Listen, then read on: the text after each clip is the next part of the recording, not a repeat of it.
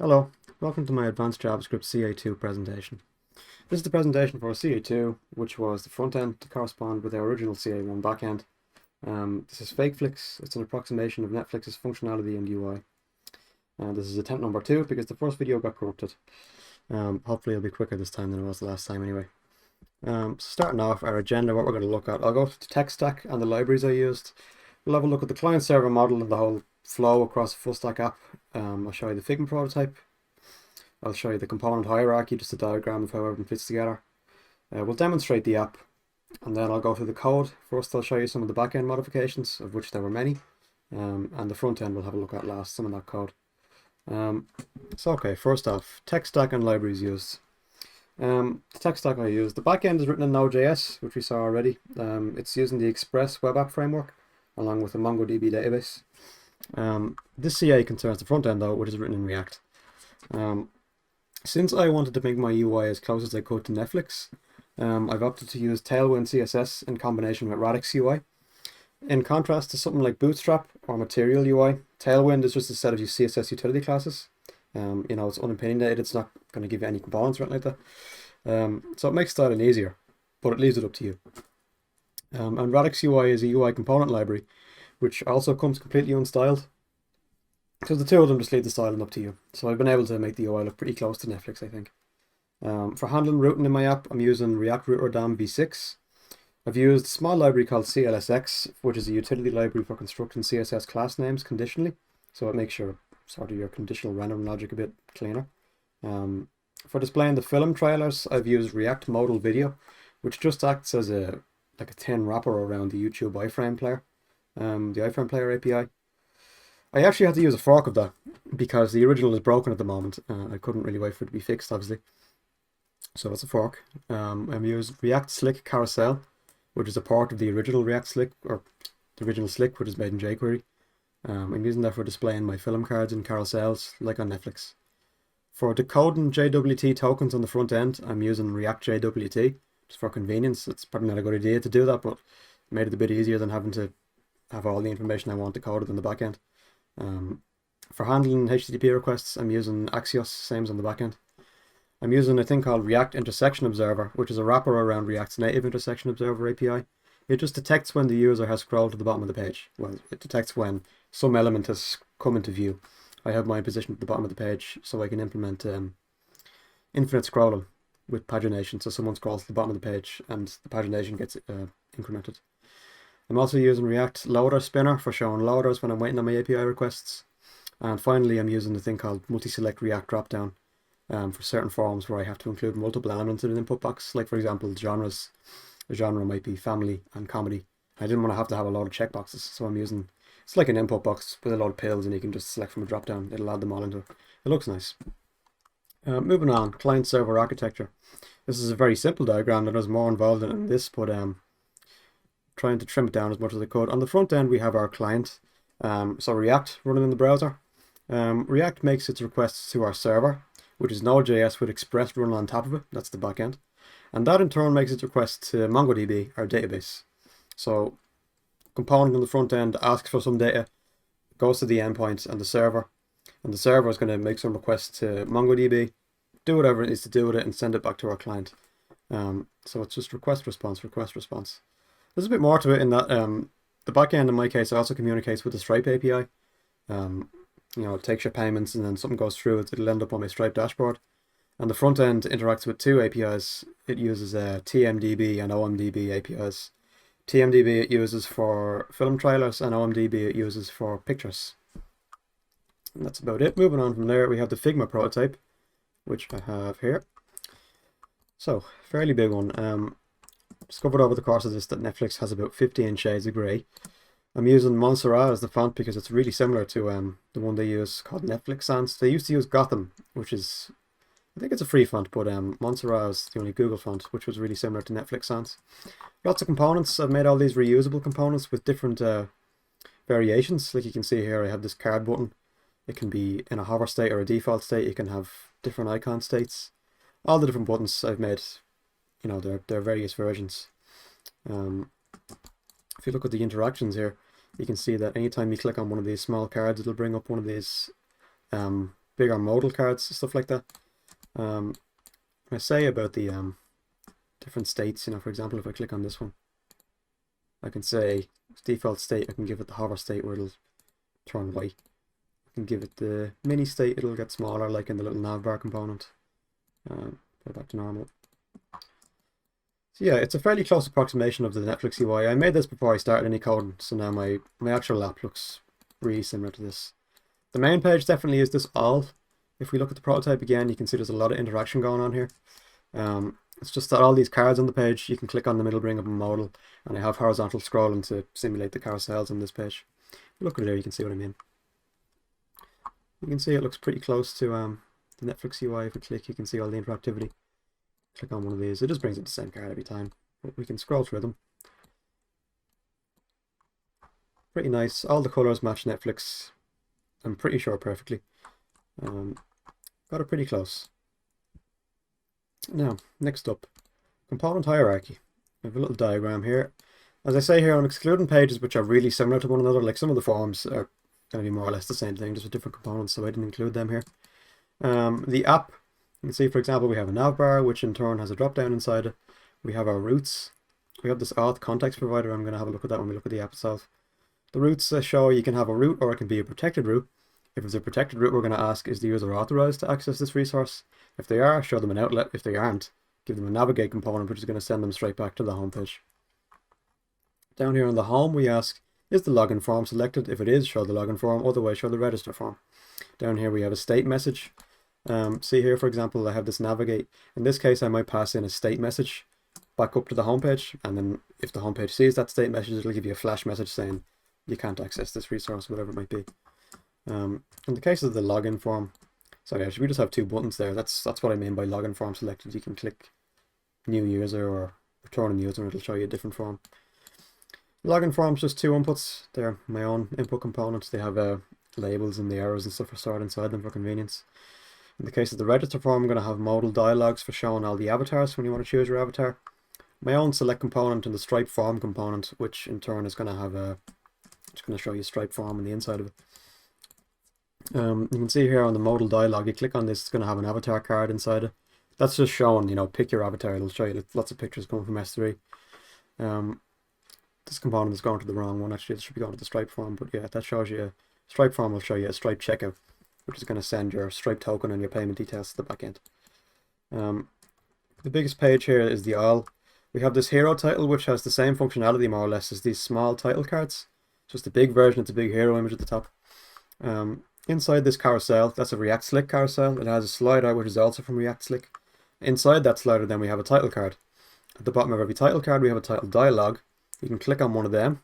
It'll bring up this big panel with all these related items. And if you click on one of these related items, we'll bring up a portal with a modal video inside it. And a portal, that's actually native to React, but I'm using the Radix UI wrapper around the portal. It just makes it much easier to use. And the point of that is just that I want to portal some element away from its DOM container up to some other element. So I could say portal to the document root, and my modal video is going to get pushed all the way up to the top of the DOM, just for convenience of styling. Same with these toasts. Rather than having it, you know, get added to the DOM inside this modal related item container, I'll portal it up to the top, so it'll be positioned in the bottom right of the screen very easily. Down here we have the update title form. I just included one of these forms. We're going to have flash messages in here too to let you know if something went wrong or something went right. Multi-selects, that's the multi-select package that I'm using. My own select component, my own input component. On the who's watching page, we're going to have user cards multiplied by the number of users. For every user, we're going to have an avatar image, just showing you know you're going to be part of a family of users. For every user, they're going to have their avatar. It'll show you all the avatars so you can pick who you want to watch as. That's about it for that one. Next up, the app demonstration. So I'll log in first off. Lola Brown is my testing user at email.com. Secrets, and I'll show you the register as well, but I'll just log in first. So here's all our users. You can pick who you're going to watch as. So there's Davin23 as a little crown. That means they're the admin. So I'm trying to, the way I looked at this was like how it works on Netflix, the way it's families of users. There's going to be one admin, but there can be other profiles on that admin account. That's the way mine works too. So I'm going to watch as the same person I logged in as. One thing to note is that the subscription type that the admin has gets inherited by all the sub-users. So if that admin there, Davin23, obviously subscribes to movies and shows, so when I logged in, Lola Brown, who's a sub-user to him, is going to have the same subscription type as him. So it automatically directed us to the all page instead of to movies or shows, because it means we can see all of them, so just let them see all of them straight off. So this is my all endpoint.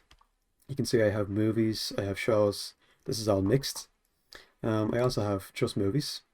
And these are all the one component. I just have some nice messing around going on with the use effects to save me having multiple components. You can see these are all movies. Click on shows, and they're all shows. Go back to view all. And you can see my infinite scroll there, loading more titles as we go down. We have these loaders. It'll just keep going. Got these nice carousels. There's buttons as well, but you can drag them if you want. I can click on any of these, try this Big Daddy. And we have this star system. IMDb actually uses an out of 10 kind of a float system. It could be like 6.7 or whatever out of 10. But I wanted to have stars. So instead I'm taking any fraction over 0.5 and I'm making that a half star. And all the whole stars become a full star. And then I divide their 10 system in half so I can have that represented in terms of 5 stars. I have all your PG ratings, you know, whatever type of maturity setting you have, the duration, the year. We can look at these in IMDb, it'll open in a new tab. Pretty handy. We can play these videos. So I take the IMDb IDs and then I search TMDB for trailers based on the IMDb ID. In the case of a show, they don't actually permit doing that, so I'm getting around it by making a round trip in the sense that with a show, I have the IMDb ID, so I go to TMDB and say, give me the TMDB ID for this IMDb ID. And once I have the TMDB ID, I can ask them to give me a trailer for that TMDB ID. So I got around it for shows. Stop playing this. We have these related titles. These work pretty nicely. They are actually related, you know. The way I got this working was hard enough. In the database, my arrays of genres aren't actually arrays. They're strings that look like arrays.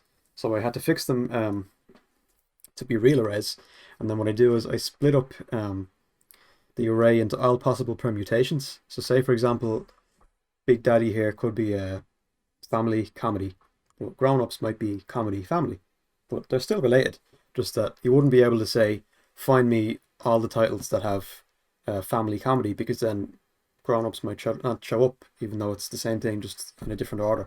So I swap them around to all possible variations and say, give me titles where they have these genres in any order. So it works quite nicely. You can see they're obviously actually related. They're pretty similar titles. I can add these to my favorites. Big Daddy added to your favorites. So it works for the main one. I add it for this one as well. Grown-ups added to your favorites. That's fine. I can go to my list then. There's already a few here, and there they are added to the end. You can remove from this. Rambo removed. Forrest Gump removed. Cool. I also wanted to show you my search. This is a debounced search. It's delayed by 500 milliseconds to make sure that you know, it doesn't start searching as soon as you type, because that would be very annoying. It was very annoying until I fixed it. There's Breaking Bad, and as I say to you, I had to work my way around it, but the trailers work for shows now as well.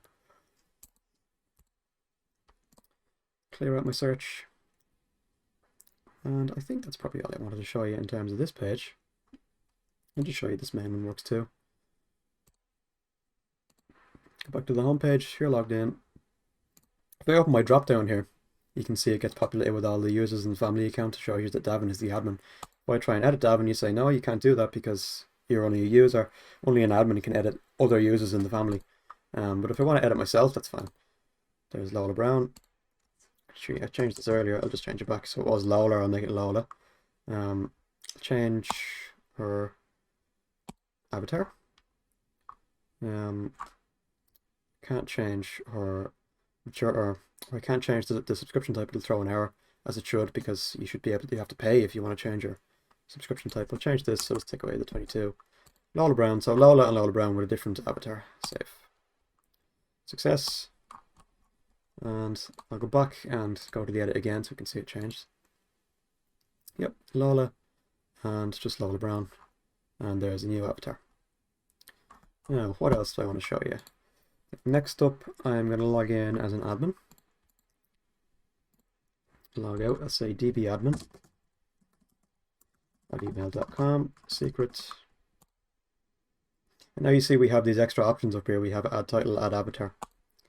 I'm not going to show you add avatar, even though I got this working after my submission went through. It works on FakeFlix.online, but because that was after the submission date, I didn't actually add that to the CA code. It's in my private copy of the code, but it's not in the code that I'm going to submit. So that's not to be counted as something that I got working. So I'll show you the add title.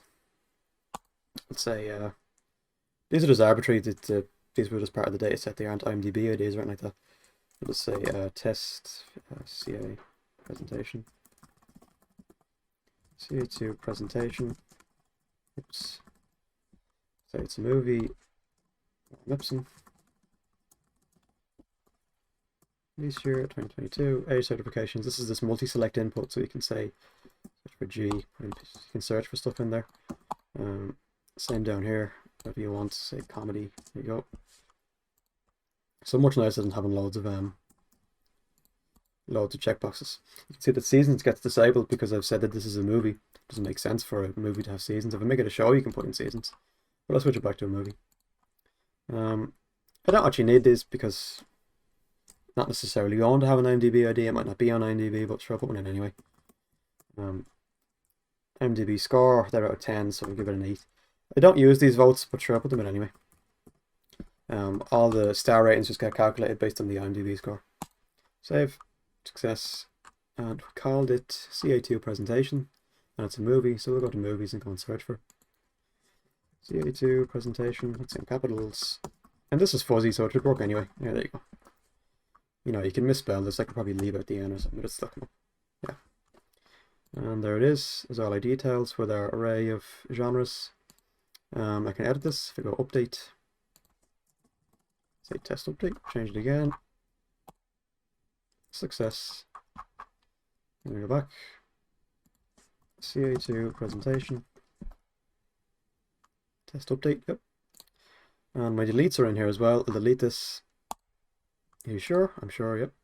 Title deleted. Back to movies, search again. CA2, oops. Presentation. And it's gone. What else do I want to show you here? Do I have anything else that I want to show?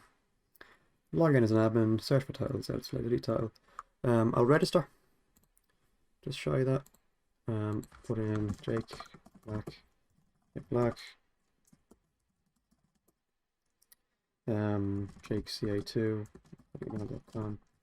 Secret. Pins. The pins don't do anything. Originally I was thinking I might put pins in the profiles like on Netflix, the way somebody wants to stop other users from logging into their profile, but I didn't bother implementing that. Choose an avatar. They all show up. These are all coming from S3. Pick you. Say you're an admin. You're not a database admin. Pay now. Gets my details, go through the Stripe. And the Stripe testing card, testing visa. You can see it comes up as €12. If I were to go back and put in that I only want to subscribe to movies, it'd be €5.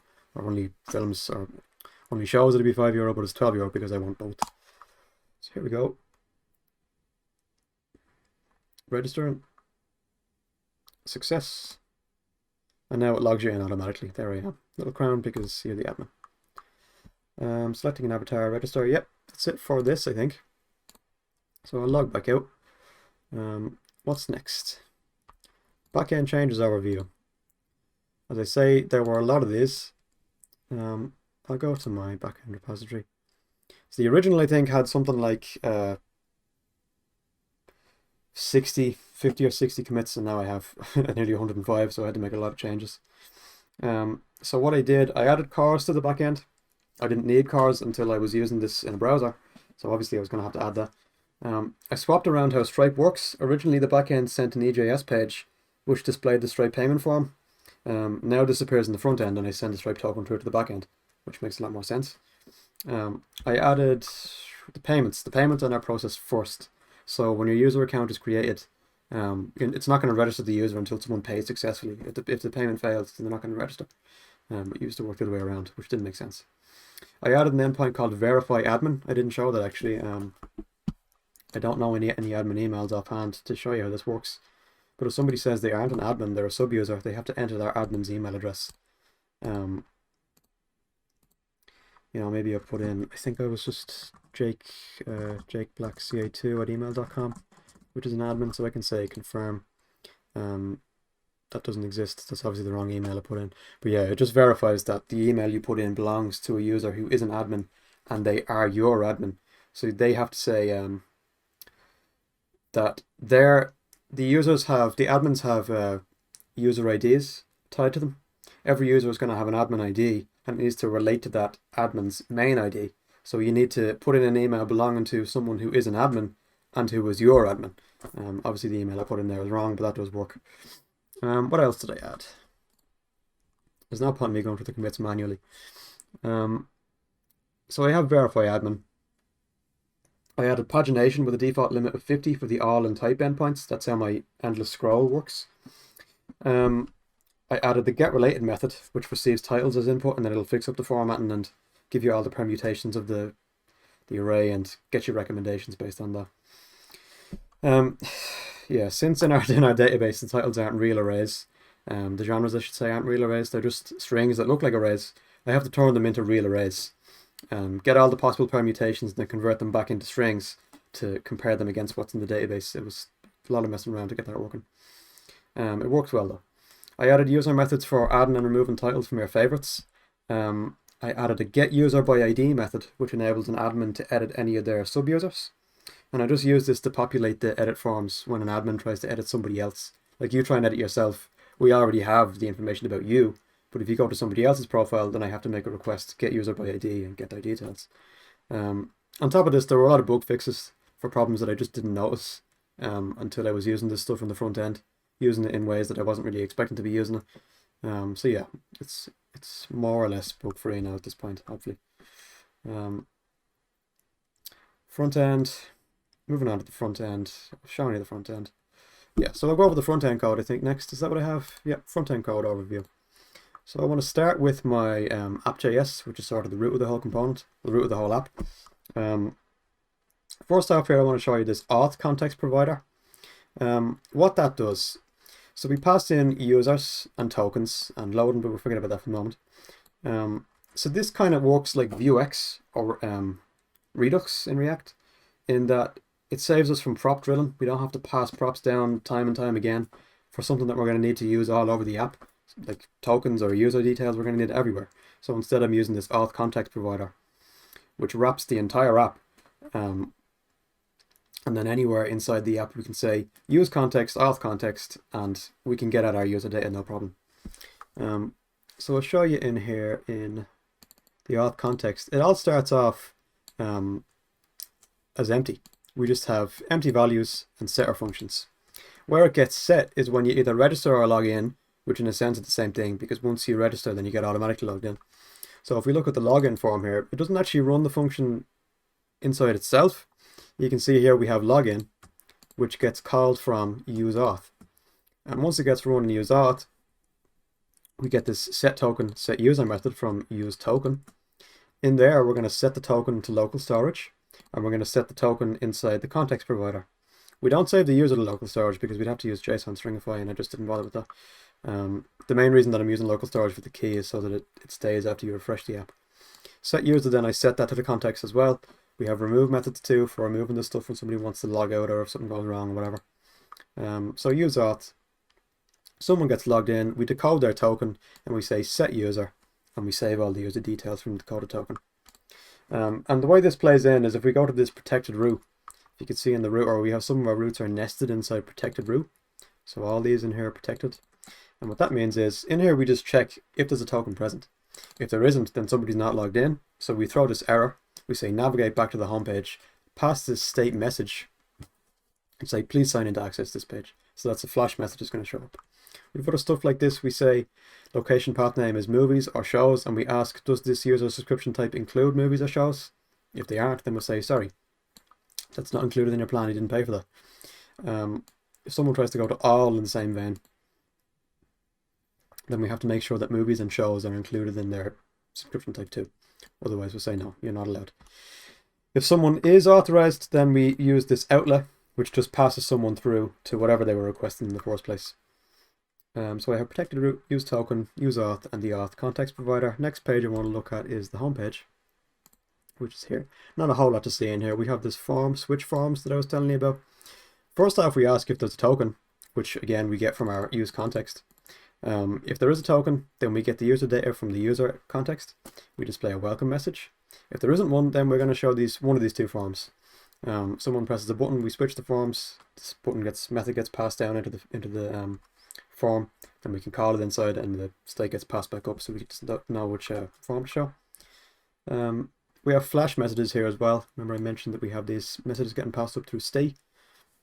That's where these arrows are going to appear when you get redirected back to the home page. It's going to be in this flash message. This is a radix component, just the radix alert dialog. Next thing I want to show you is the navbar. So of interest to us in here is this debounced effect. I'm getting that from React Hooks Web. It's just delayed by 500 milliseconds. It's a normal Axios request, otherwise just that we wait for half a second. And if the search time gets clear, then we set search results to null. And these results get passed through into the all page where we're going to display them. Anything else that I want to show you in here? We just clear the search if someone presses the clear button. We have a drop down in here. We saw all our users that get displayed up in the top right. That's where these are coming from. We have this boolean here, show links, to decide whether we're going to show all the CRUD operations. That's only for admins are allowed to see that. I think that's everything for the navbar. Moving on to probably the biggest page is the all page. So up here at the top, first thing of interest is this use previous prop, or use previous hook. Made this myself, I'd used this before. All it does is it keeps a ref to the previous prop. So I want to know what was the last thing the person was on. Say, for example, somebody was on movies first and then they changed to shows. Find out if they changed, because that's how I've avoided having separate pages for all shows and movies and shows. I just ask, did the type change? If it did, run the use effect again, because we're requesting some other type of resource. Another one down here, we have a use effect to see if we have any results which get passed into this page from the navbar. If there are results, then we're going to clear out all the results that we have from the original Axios API request in the main use effect, because we're going to replace them with what we got from our search request. Otherwise, down here we have our main use effect, which is going to either the titles endpoint. It's going to go to our titles or shows endpoint, whatever it may be.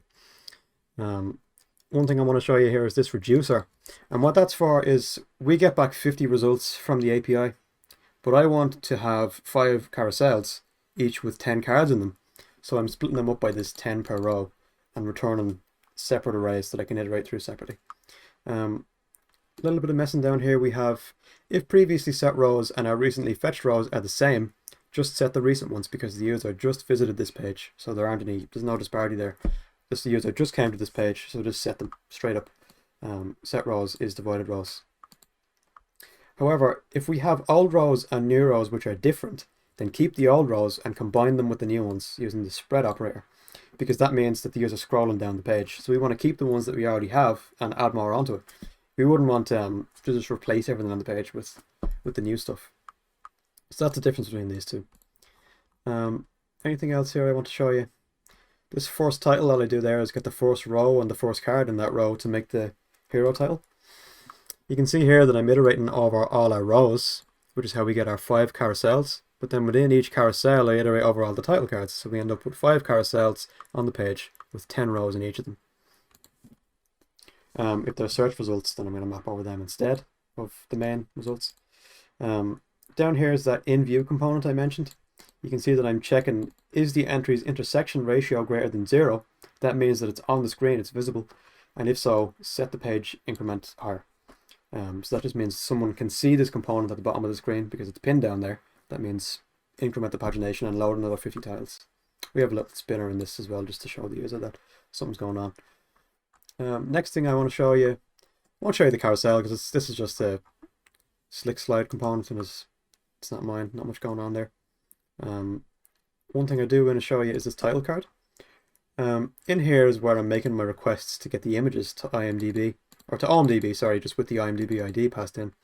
This image comes back as a blob. It took me a while to figure out why what I was seeing when I console logged this. Just I have to convert it to a real image because it comes back in the form of a blob, which I thought was weird rather than the URL. We have our remove from list method in here. This is one other thing, two things that I have on the FakeFlix.online website that I don't have in my submitted code. I don't have the upload image because I got that working the day after submission. So it's on the website, but it's not in the code. It's in my personal copy of the code. Another thing is this. As far as I know, this is the only other thing.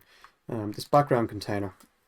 It's more or less the same, except I'm showing a loader in the case that if there's no image and the image is loading, show a loader. If there's no image and the image is not loading, then we're not going to load an image, so just show a placeholder. Otherwise, we got the image, we're not loading, show the image and return it. Down here I have a toast. There's one of those portals that I mentioned. By default, it'll just portal up to the document root. See if we pass the container, use that, otherwise use document body. So it's just going to get passed way up to the top of the DOM.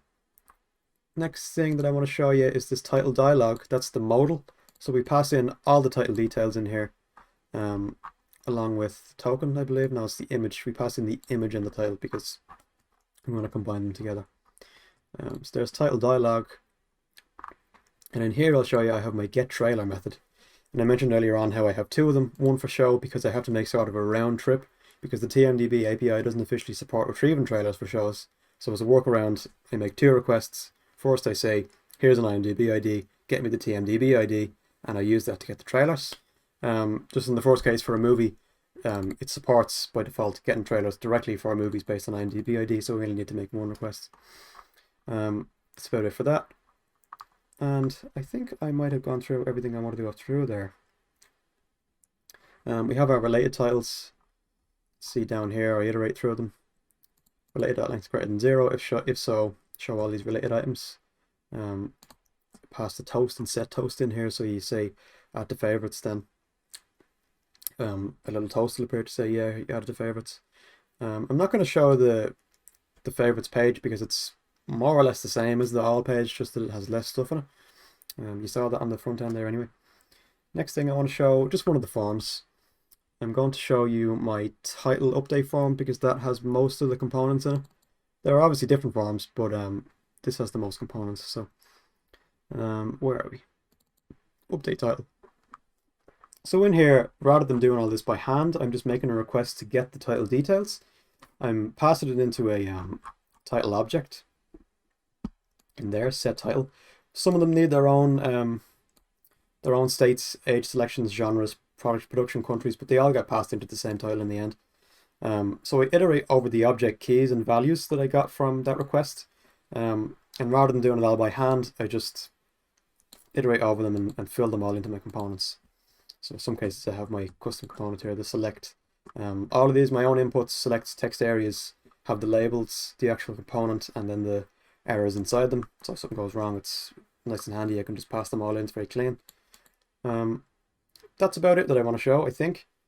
Anything else? I have some helpers in my utilities that I wanted to have a look at. I'm not sure if it's really necessary. Form helpers, lots of things just to make my forms cleaner. Extract all these methods out here. Yeah, I think that's pretty much all I wanted to go through. Hopefully I've gone over enough detail here. If anything wasn't covered in enough detail, it should be covered in my comments anyway to some extent. Thank you very much for watching. This has been my CA2 presentation.